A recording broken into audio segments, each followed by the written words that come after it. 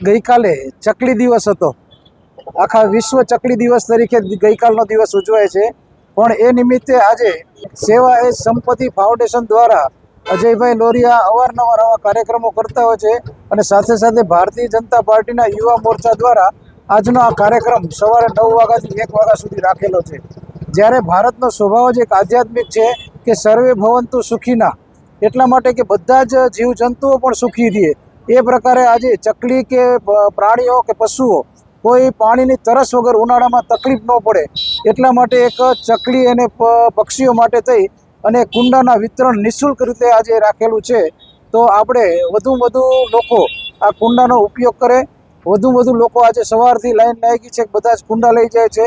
1500 કુંડાનું વિતરણ આજે થઈ રહ્યું છે અત્યારે, અને બધા જ આ કુંડા મહત્તમ રીતે પોતપોતાના ઘર જ્યાં જ્યાં પક્ષીઓ આવતા હોય ત્યાં પાણી ભરીને રોજ દૈનંદિન પાણી અંદર નાખે એવી એક અપીલ કરું છું, ને બધા જ કુંડા અહીંથી લઈ જાય એ માટે પણ હું એક અપીલ કરું છું। ભારત માતા કી જય, વંદે માતરમ, સેવા પરમો ધર્મ।